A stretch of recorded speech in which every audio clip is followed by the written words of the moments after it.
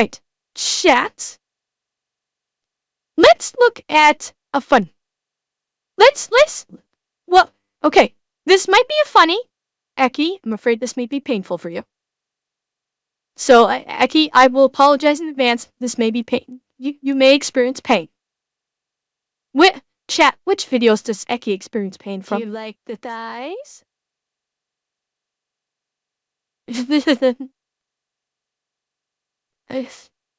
Yes, we are going to watch Mechanics React. And this is Mechanics React to Toyota Fails. Thank you, Taurus. Actually, this one is not customer states, so this is not probably as bad as some of the other ones we watched. This is just Toyota's failing. Eki, I do not know how you feel about... Okay, indifferent. Yeah, this is not a customer states. This is Mechanics React. So, but it's reacting to fails, which is always a fun time. So, let's take a look. Absolutely love Toyotas. They're the most indestructible cars ever built, except when they're not.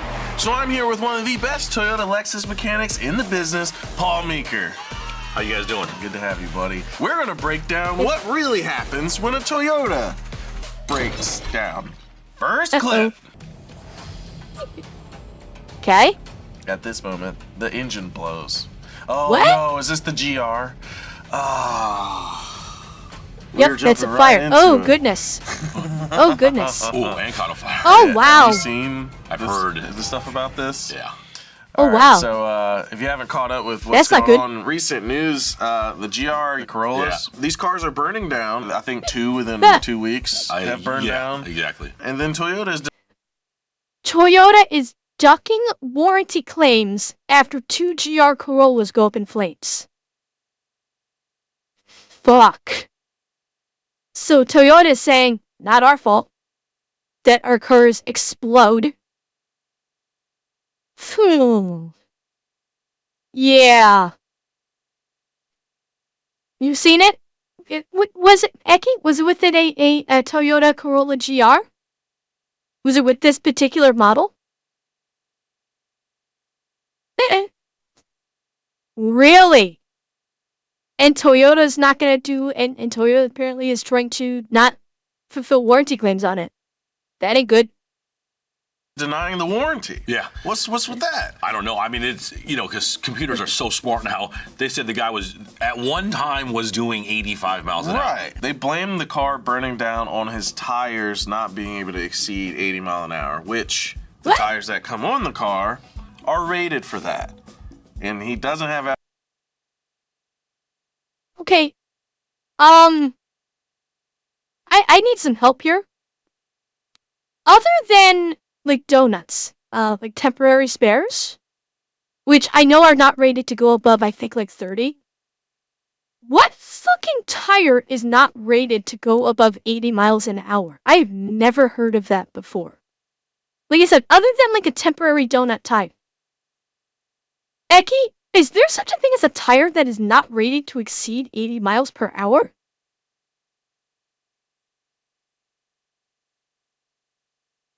Okay, car tire. A car tire. I mean, I would think even cheap OEM tires would be rated to exceed 80 miles per hour. I would think. That is something I've never heard of before. Car tires rating M. But I've never heard of car tires under rating M.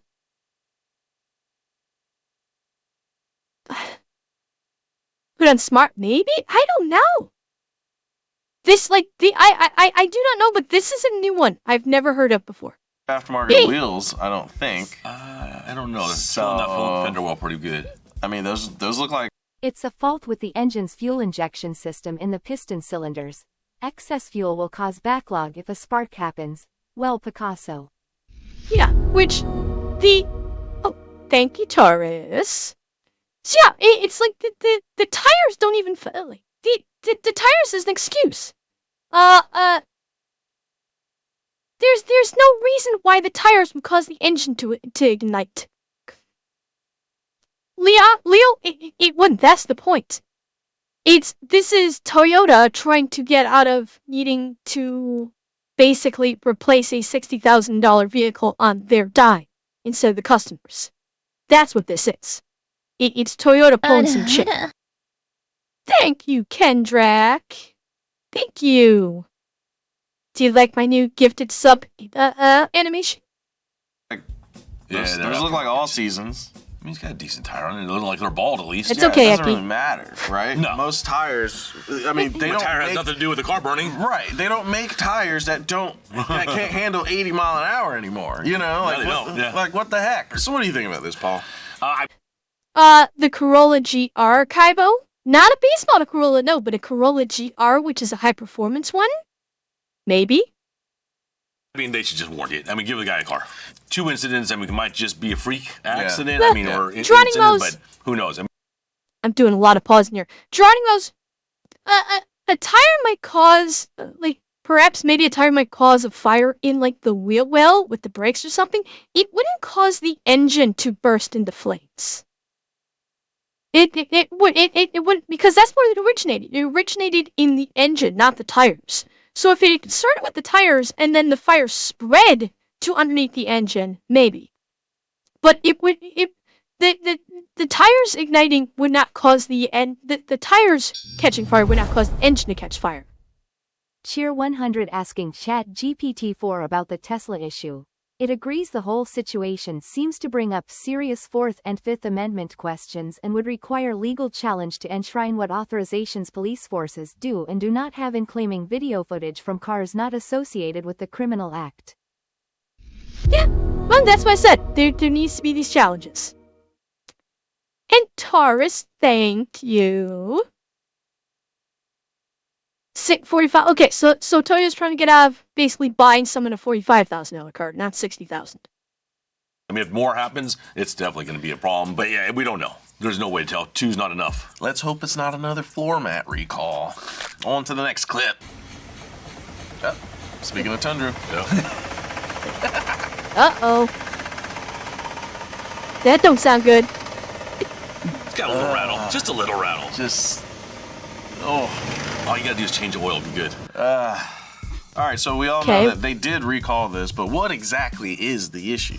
The issue is, or at least what Toyota claims, is that during the assembly of the motor, that there was debris left in there, and then so after it's running, it gets the oil. It runs through the oil, past the bearings, it's eating the bearings up. So debris is essentially leftover material from when the hole was cut inside the metal. Sure, and it could come from anywhere. I mean, every part of the car has been machined, so I mean, it might have leftover metal that they didn't clean off well enough, and then they put the motor together. Why is there leftover metal inside of their engines? Because they f***ed up. Yeah. They rushed the production line. They f***ed up. Yeah. Toyota already owned up to this. I mean, they're saying... It took them a while. They already know it's a problem. They knew before, but if they actually announced it, they tried to rectify and figure out a way to fix it. So they have cars in there, and they send their techs from this factory out to take a look at it and see if there's a way to fix it or repair it without having to replace it. Yeah. So... Well, I mean, Stone Killer, how about the doctor that left a pair of forceps in a patient? Because I've heard about that happening. Or left a pair of, scissors or something inside a patient. It's kind of like that. So that's why they don't announce stuff before. Well, Toyota has officially recalled all of these vehicles, including some that haven't blown up yet. They're not going to take the chance. So at least they're I know that's an righting answer. their wrongs. Paul, what would you say the biggest misconception about Toyotas is? Is that you don't have to maintain it. Next clip. Yeah. He's right, because they've actually used to do commercials. I'm pretty sure this was for Toyota. I can't remember if this was for Toyota or Honda. They actually used to do commercials where the commercial would basically show the car's hood being welded shut to say that this car is built so great that you will never have to pop the hood. We may need them next time. Yeah, sure, Ark. And thank you, Taurus. By the way, anybody that just got a gifted sub, number 1, please say thank you. But number 2, make sure you refresh your stream so you don't get any more ads. Oh. Oh, God. That's a leak. That's a hole. That's a new window. Nah. What do you call that? It's not a moonroof. What is it? It's from the bottom, so it's like a glass bottom boat. Yeah, there you go. What exactly would cause something like this to happen? Just shatter the casting of the whole motor? My guess is that they didn't maintain it, ran it out of oil until that rod broke. The rod snapped and poked a hole through the bottom of the engine. Oh. And then the oil decided to change itself. Yeah. I used to work at a parts store, and there were so many people I met. They're just like, "Oh, what do you mean I need to change the oil?" Change the oil. Yeah. It is the cheapest thing you can do to maintain your car. If it matters, this is a Prius. Oh. So we're just finding out that this is a Prius, which totally tracks. What do you mean? It's a hybrid. I don't need to change oil. It has an electric motor. Oh. All the money you saved on oil changes, you can buy a motor. Exactly. That's the logic. That's the logic. Next clip. Oh, God. Yes. Toyotas are indestructible. I bet as soon as those bananas get off that truck, it'll rebound right to place. I don't think that thing's coming back. It is weird that it gave out on one side. No, it snapped the leaf spring. But it's still going. You probably just put a piece of wood in there. Going. Just put a piece of wood in there. Jam a piece of wood Where in there. is Great this, I suspension. He's on his wonder? way to get the wood. Yeah. Damn, did anybody see any license plates? I wonder where this is. I'm wondering where that is. Besides reasons like this, how does Toyota get that reputation of being so indestructible? Is it mainly trucks? I think it's everything. I mean, I think all manufacturers have some problem cars and some not, whatever. Toyota's just been great. I mean, this is an 80s pickup truck and there's a million of them on the road still. Parts are readily available in almost every country, so I mean, it's easy to fix them and keep them maintained. And other countries maintain cars better than Americans. So, I mean, this is an 80s pickup truck and obviously way overloaded. It wasn't meant to hold that much weight, and he's still driving it. Next clip. Yep. It's a well-known fact that the secret to Toyota's ability to make the most reliable cars on the planet comes from the Japanese philosophy of Kaizen, meaning the ongoing process of making small improvements. What this means in practice is that any assembly worker along the line can stop the line if they see something that's not right. But that doesn't prevent awful design and engineering choices from making their way to the factory floor in the first place. If you happen to own this next Toyota from 2006, let's see what you're in for. All right, so Lexus GS300 2006, price $5.5 million. It's in a different country, so who knows what that is. It equates to around 10 grand. Tony's got a weird look in his eye. What's wrong with this car? It looks fine. Looks great. And they made that car, made quite a long run. So 2006 was the first year. They made it from 2006 to 2010, around there. But 2006 was a 1 year only car. So it was. Okay, did anybody see a problem? I did not. I did not see any. Maybe right here? It's not. Is it? Maybe it's right here? This looks off. The seam at the bottom of the doors looks off. So maybe that's it? They got this is like, I think for, is this maybe for, wait. What's this right here? This looks like it should have a light in it of some sort. Yeah.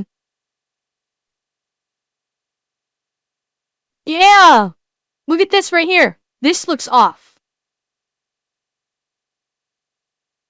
Oh no, yeah, you're right. It's the yeah, it's probably the reflection right there.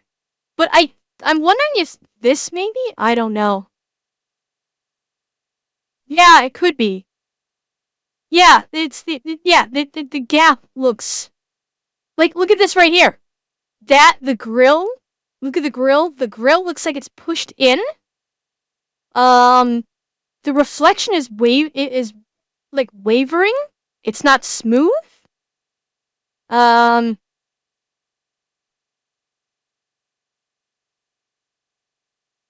Yeah, look at this right here, along here. This, it could be fog lights slot just for fog lights installed, but look at the reflection here. The reflection looks wrinkly. Okay, let's see what he says. A GS300 with a new body style. And it's a V6 instead of a straight 6. It was a year before that was a 2J. Oh. Toyota, they knew they screwed up so bad. It was a 1 year only car. 1 year only transmission, 1 year only engine, but they kept the body because they have to retool it. So they replaced the motor the year after with a 3.5 liter V6 instead of this junk 3 liter. Oh, why? What was the mistake? Just design flaws, I think, and lots of design flaws. I mean, the transmission, they added another gear. So, I mean, a transmission doesn't get much bigger. So they're adding parts that are, they're adding another gear. So you have more parts in the same amount of space. What do you have to do? You have to make everything smaller, which is going to make everything weaker. Yep. And I bet it's hard to find parts for them, too. I personally won't even work on them. Wait, so the problem was under the hood? So the problem wasn't even visible. It was the mechanics under the hood that the problem was. That's kind of a downer. That all of our little investigative stuff is for naught. What's the highest mileage one you've ever seen? I've never seen one make it to 200. I mean, that's pretty sad for a Toyota, though. That's sad for a Toyota, but when you compare it to like a Ford, pretty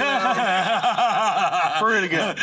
Next clip. Crossover SUVs dominate American roads today, whether we like it or not. But did you know that Toyota invented the concept? Let's see if Paul thinks it was a good one. Well, actually, he's complaining about check engine Death light, Trap ABS Award lights, red brake light. Every light on the dash is on. This gave the front end just a little bit of a shakedown, and I think we got an issue. Nothing wrong with that. Oh. What car was that? RAV4.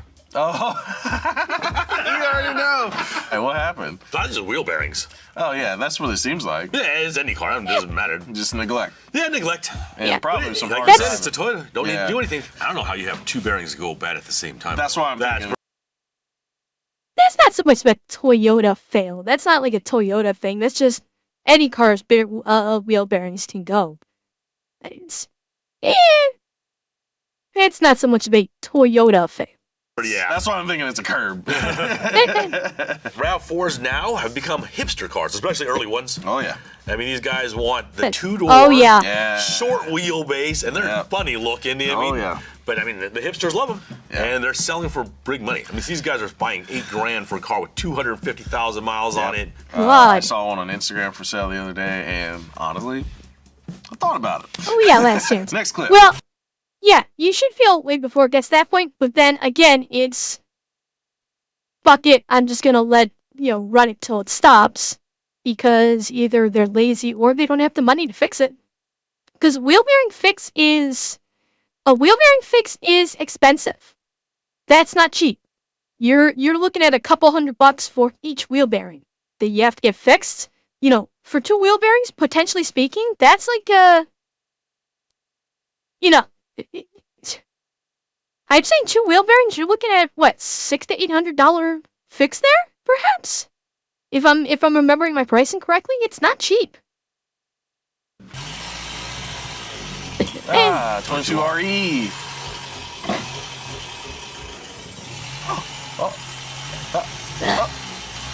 It doesn't want to die. He's trying. Didn't die. So this is a 22 RE. Pretty reliable motor. Really hard to kill. I've killed one. We'll get to that story later. Yeah, does this really sound that bad? No. I think the issue is a sensor or fuel pressure, something. RPMs just don't want to come up. I mean, so this is a fuel injected motor. I think it's a sensor or computer issue. It's definitely not mechanical. So the person that posted the video said the mass airflow sensor is only a year old, and they're unsure because it's stumbling during throttle input. So sure. So I mean, it could be fuel pressure. Yeah. Something that old too. Same thing. I mean, you don't have enough fuel pressure, so you give it gas. It demands more fuel. If it doesn't have it, the pump can't pump it. I mean, it still will run. Yeah. And mass airflow sensors on this car, especially, or most Toyotas. There's a lot of aftermarket stuff available, and it's all junk. It's pure trash.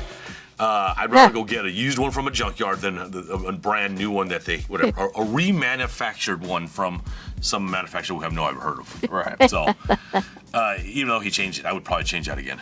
Okay. But there's ways to test it too. Yeah. Don't get it from a parts store. Get it from Toyota. Next clip. In the 1990s, the Honda Civic became the ubiquitous tuner car, thanks in large part to the genius of friend of the show, Stefan Papadakis. Ironically, though, Steph now races for Toyota. So, you might be wondering why Honda beat Toyota to the tuner scene in the 90s. Well, Toyota almost made it with one legendary car, but was it really all that it was cracked up to be? Let's find out. Hey, Okay. Hey. let's get the Supra out. Oh, It's a Toyota nice Supra. thing. Yeah. It looks like it's been heavily modified. Yeah, because the is just gonna break down anyways. I don't know, Lost my man. fuel pumps, and Oh. I don't even know why. I don't think I that's went Toyota's back, fault. checked in the back, there's a blown fuse. I replaced it. Made it 4 more miles from the first place I broke down. And here Target, we are huh? again. All the fuses are fine. So the only thing I can think of is something with the remote wire that turns them the on. Sounds like this guy created his own problems. He definitely did. He did. I guess, I mean, the way it looks and with the exhaust coming off the side and the small runners, it's a setup for a drag car in general. Yeah. He probably had 1,000 horsepower. Probably. You modify something that much, you're gonna have issues. You for Yeah. sure. Yeah. For sure. It's so Yeah. far from This, like, people that, like, heavily mod these cars, like, God help me with these people. What the fuck are they doing with them? Like, a Supra is a perfectly fine car, but then they've got to, like, cram as much shit into it as possible. I hear those kind of cars, like, up and down the street, my street, every day, numerous times a day, and it annoys the shit out of me. Because they're taking these shitbox cars, and they're cramming in all sorts of hot rod shit into them that makes them loud as hell. And then they go screaming up and down basically a suburban street. I frickin' hate it. And the cops don't do anything. Like, I think probably for the first time in I don't know how many weeks, I actually saw a police vehicle drive down my street. I was like, holy shit, the cops are actually patrolling the streets around here. stock that it's not Toyota's fault. And like you just said in the last clip, aftermarket parts. Aftermarket parts. We all love aftermarket parts. Yeah. But that doesn't mean they're gonna fix your problems. Or be more reliable. Most of the time, it's someone trying to have fun. Like this guy. Like this dumb. Yeah. Yeah. All right, so this guy's having a bunch of problems with his Supra that he obviously modified in his own way. Let's see what happens with a well-tuned Supra. We're a little drifted. Good. Whoa. Okay. Hell yeah. Nice control. Very nice control.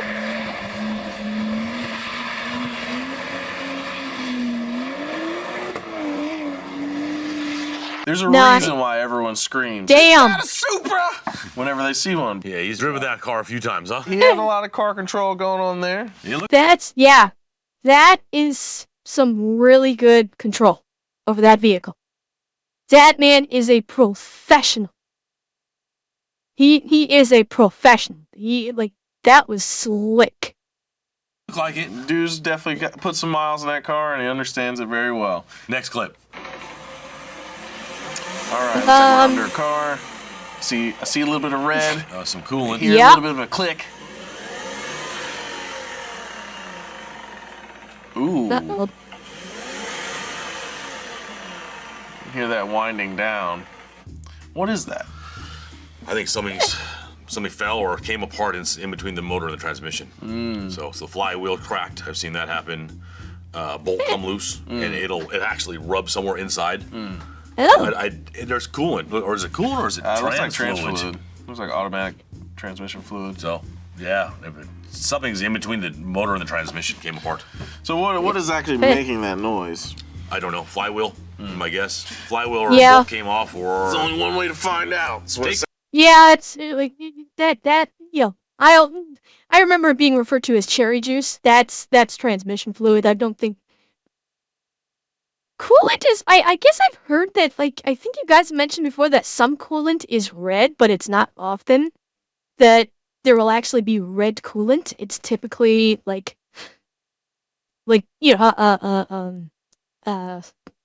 fuck, I've lost the color. I think blue for coolant. But red, my automatic go-to is okay. That's what it is. Red coolant's for heavy duty. That's right. And it's green. Yeah, I don't know why I thought blue. Well, maybe because you mix in a little bit of yellow. It turns green. Well, hang on, Eki. I'll back it up. Let's see. Transloaded. Some cool. Alright. Looks like we're Eki, I'm gonna crank the volume on it. Let's see if you can tell what it is. under a car. I see a little bit of red. Some coolant. Hear a little bit of a click.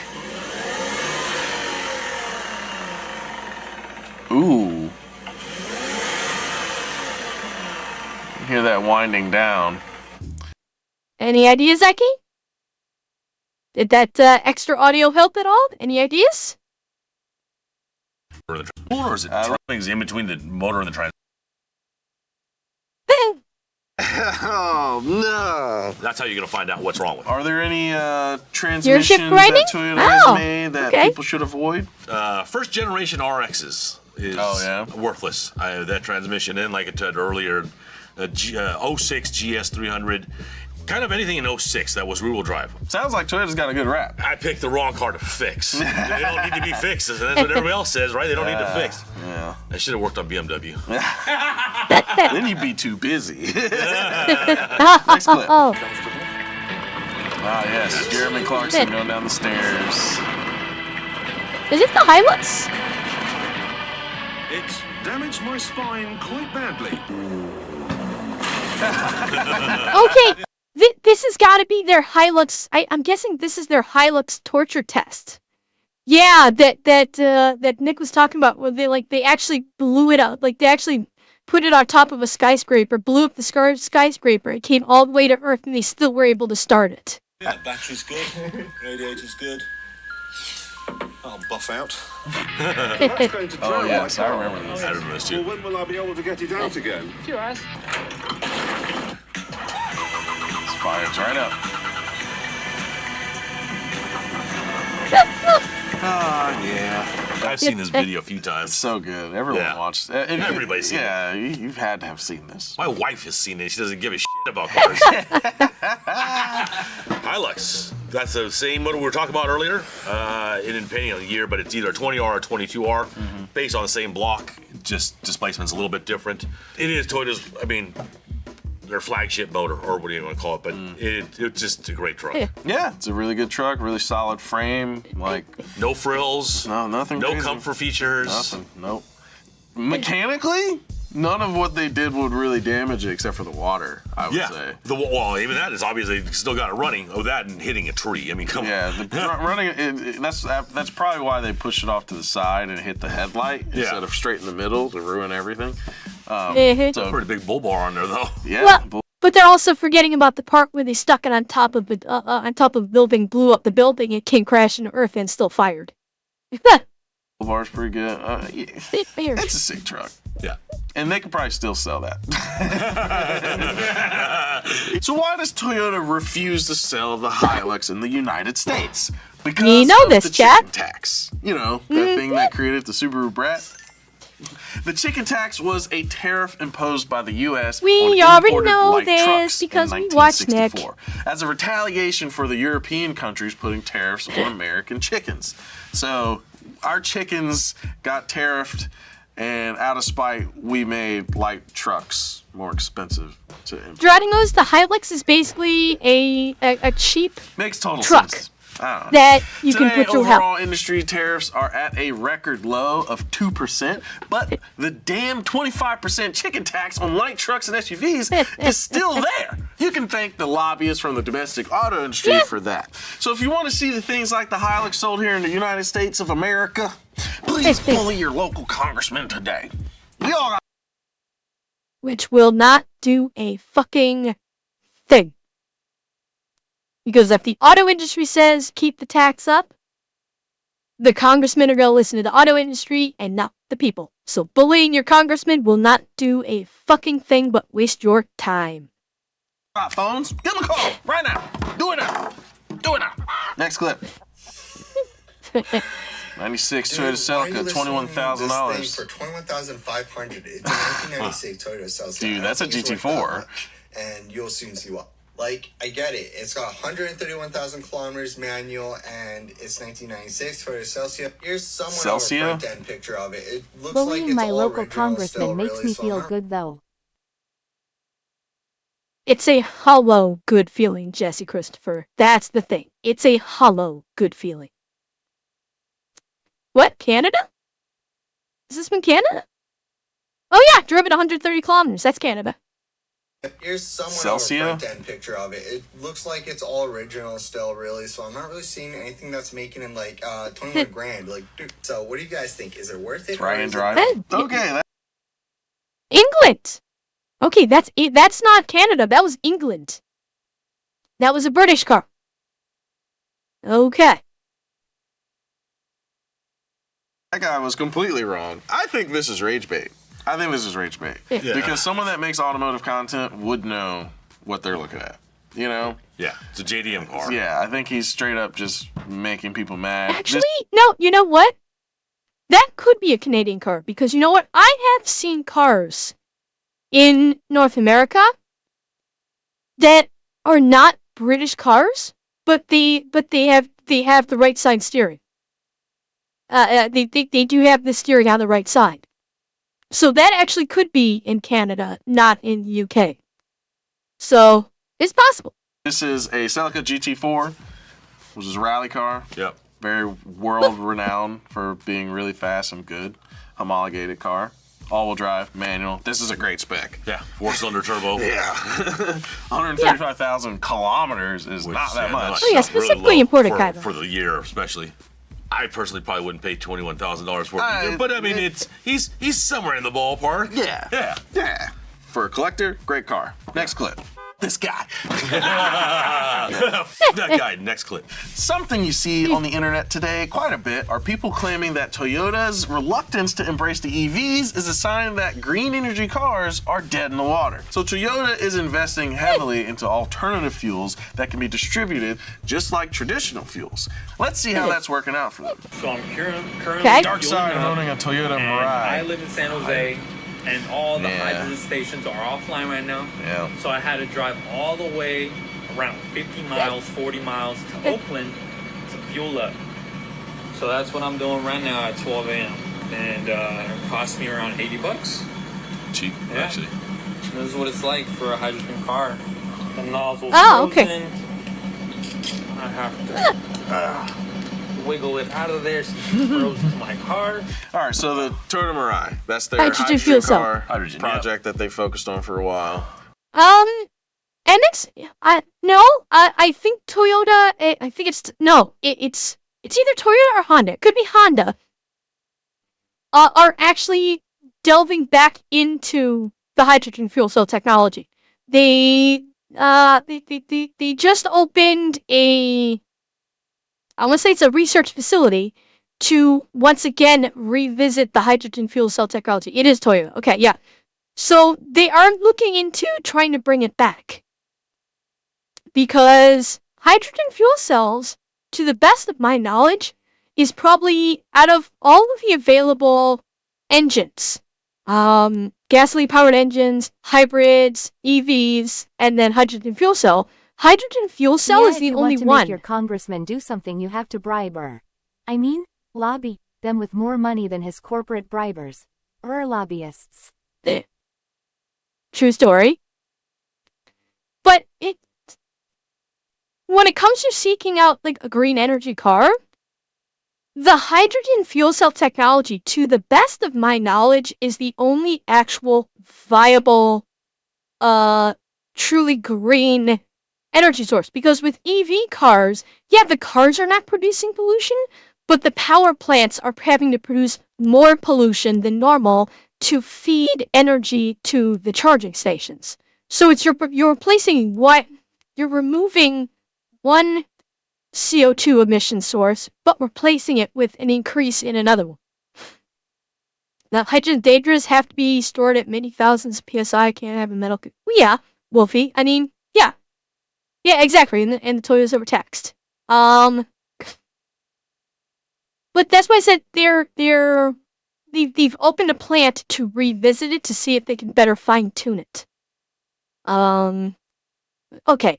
Comparing the Hindenburg to hydrogen fuel cell technology is a little bit disingenuous. They kind of have better safeguards in place now than they did back during the Hindenburg. What do you think about it? Like everything, you don't know, and this is first generation. They're just trying to figure it out. Mm-hmm. I think it's a solution because I think EV is going to go away. Yeah. I mean, lithium ion. I mean, it's already disappearing, and they haven't even done it for 25 years. They're literally looking for new mines as we speak. Yeah. I mean, it's not even 25 years old. It's not like fossil fuel has been around for 100 years at least now. Even in the places where EVs actually make a lot of sense, like LA, the infrastructure sucks to support it. But if you move to the middle of nowhere, North Carolina, you don't need an EV. Yeah. But alternative fuels, that's different. Sure. If we burn something better, we can't really complain about that. I mean, after they figure out how to make it, same thing, it's going to get cheaper and cheaper. It should be. And that's how it works. Yeah. You just got to figure it out. And good for Toyota for trying. So apparently, the hydrogen fuel cell technology is still being figured out, but there's also hydrogen combustion that's being figured out. Let's see what happens when hydrogen burns. Okay. Woo! Wow. Okay, so that's what you're talking about with like the whole Hindenburg concept. Is if somebody is hydrogen combustion. Hydrogen fuel cells are not the same thing. Hydrogen fuel cells in these vehicles is not the same thing as hydrogen combustion. So there's a bit of a difference there. That's pretty good. It's gonna be fun. Yeah. If they can figure it out, it'd be great. Imagine with the sounds it's gonna make coming out of my exhaust. What the hell? Anyway, interesting. We've been poking a lot at some of Toyota's failures, but that doesn't change the fact that Toyota makes the most reliable cars on the road, at least for now. So, we wanted to see if Paul has ever seen this Toyota ad that was never shown in America. Oh. Yeah. This is British. Okay. I think it's British. I would think you will need tungsten to keep that fuel cell safe. Very possible. Very possible, Rubber Spartan. Yeah, German. Couldn't understand what he said, though.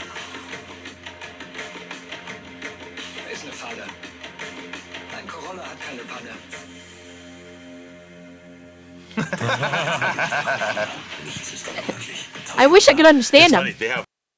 Any German speakers in chat that can tell me what they said? Because I don't speak German. I have no idea what they said. I'm guessing something along the lines of she's driving a such and such. That's why we avoided her. Because they know it's a trap. Hydrogen cars also lose a lot of internal space due to the fuel cells Cheer 100. Yeah, and I mean, but I'm thinking for just a normal car where you don't need a lot of space. Okay, MX, yeah. She was driving a Toyota, and Toyotas, well, don't break down, so they knew it was a trap. Okay, that makes sense, MX. In like 3 other countries, it's the same commercial. It's the exact same commercial, just using different people with different languages. But there's like 3 other ones, all exactly the same. That's really funny. Yeah, Toyota's not going to break down. Yeah. Yeah. At least on the side of the road. It's a Corolla. See there? Yeah, especially a Corolla. They actually, at Toyota school, if you work for the dealership, they send you to school, and they showed us the same thing. That's pretty good. Thank you guys so much for watching this episode of Real Mechanic Stuff. Paul, thank you again for coming out. Thanks for having me. Y'all have a good one.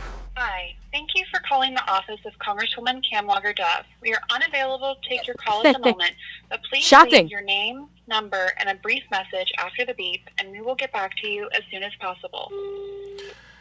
Hey, this is Justin Freeman. I'm very big in the car world, and I'm concerned about the chicken tax. I would like it to go away. Why are light trucks the only thing still being taxed so high? I don't get it, and I would like for it to go away. I'm not leaving my number, so, have a good day. I would just like that taken care of, please. Thank you.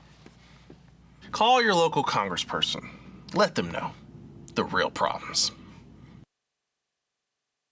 And allow them to looking at these ignore events it. Cars and stuff makes me think, if the man that made the water power buggy was still around, what would vehicles be like now? Good question. Huh! Hey, chap. You see what I'm seeing right now? Okay, Falcon, have a good dinner. I'm getting recommended my own fucking YouTube channel.